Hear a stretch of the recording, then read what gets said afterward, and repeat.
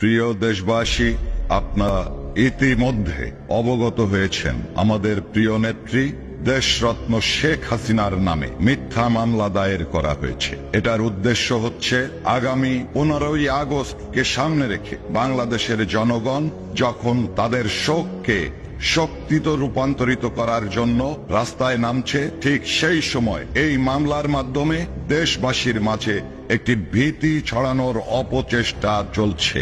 আমরা পূর্বেও মামলা হামলার শিকার হয়েছি।